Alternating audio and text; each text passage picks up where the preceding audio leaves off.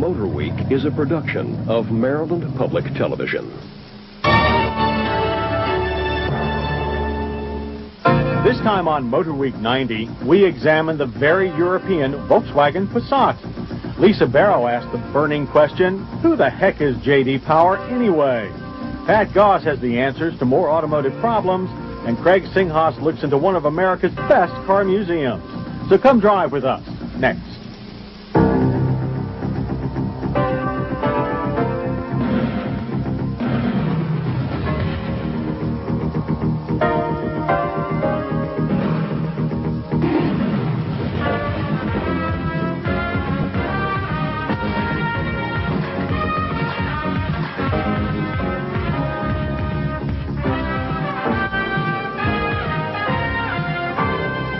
Motor Week 90, television's automotive magazine, with your host, John Davis. Well, hello and welcome again to Motor Week 90. We're glad to have you with us. If there's any industry that's had its share of ups and downs, it's been the auto industry. Take the case of Volkswagen.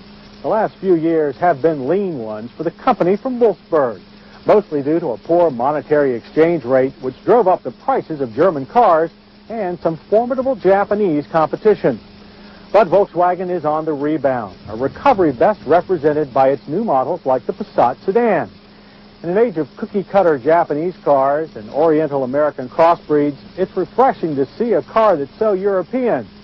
But is the Passat enough to push Volkswagen back to the sales heights it once enjoyed? Or is this slick European simply too little, too late? The Volkswagen Passat, which takes its name from a trade wind, is the largest car Volkswagen has ever sold. And it competes in one of the most competitive arenas for the middle America family sedan buyer. Looking clean, Teutonic, and not very big on the outside, its wheelbase measures a little over 103 inches. But it has more rear seat leg room than either the longer Ford Taurus or a Chevy Lumina. And total interior volume, measuring 96.4 cubic feet, is more than that of a Honda Accord. That makes this a true 5-passenger car. And that family of 5 will have plenty of places to put things. Volkswagen also included amenities we're used to finding in Japanese sedans.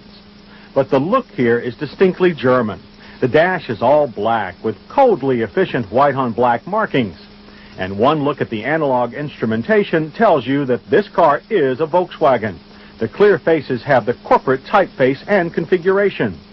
Adjustments for the seats are manual, but that didn't keep most of the drivers on our staff from raving about how comfortable they are.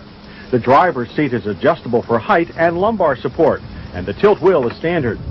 We wish VW had also made an airbag standard, but you'll have to put up with an automatic seatbelt instead. The tilt wheel will accommodate most drivers. We only wish it operated a little more smoothly. But our biggest interior complaint is with the power window switches. Being mounted flat against the door makes them hard to see, uncomfortable to reach, and easy for your leg to trigger accidentally. But the rest of the control layout is excellent. Stock-mounted functions are a fingertip away from the wheel, and switches are clearly marked. If controls for ventilation and heating look familiar to you, it's because this dash is basically the same one that's used in VW's Corrado. Everything is close at hand, including the radio. This stereo cassette comes as part of a $1,200 convenience option package. Add $795 for an automatic transmission. A 4-speed automatic, it has a sport program for spirited driving.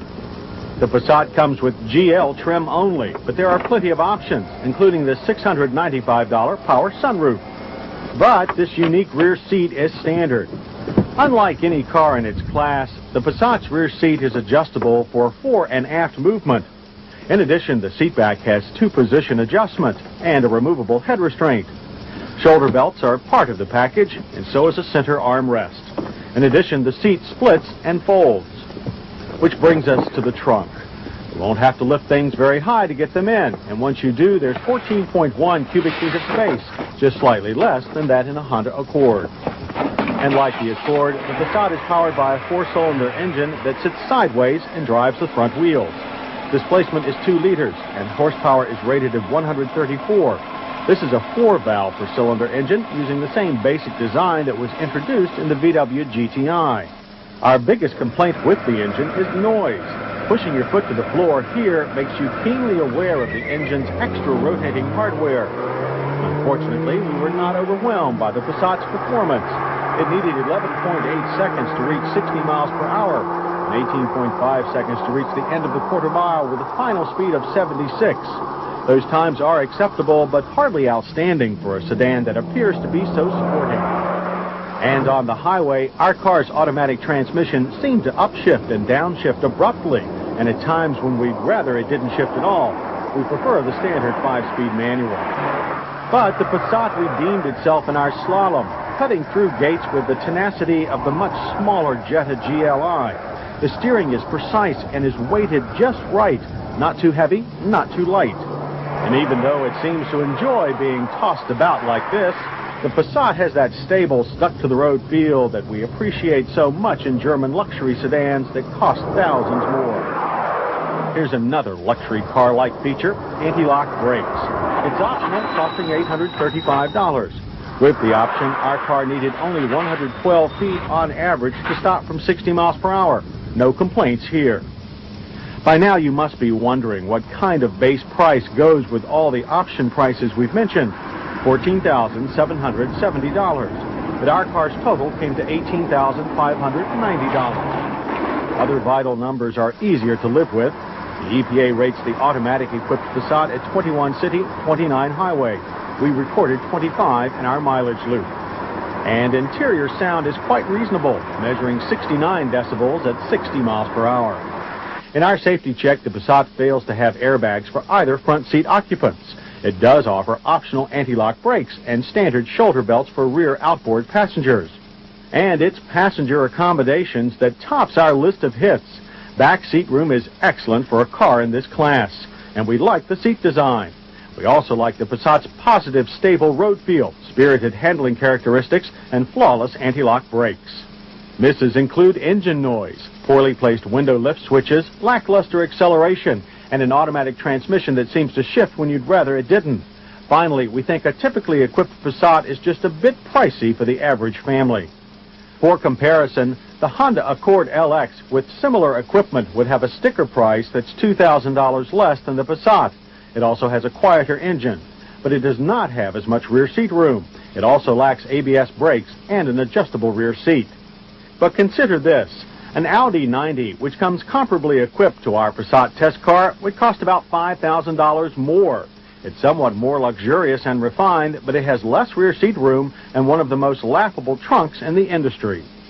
While we hate to validate any ad campaign, there is something to be said for Volkswagen's current Fahrvergnügen theme. The word, which comes from the Volkswagen engineering manual, refers to the instinctive feel of VWs. The Passat does have a solid, sure feel that is a characteristic of many more expensive German cars. If you appreciate such things and you're willing to overlook a few flaws, then there is not another car in the Passat size or price class that will satisfy. You've probably noticed that automakers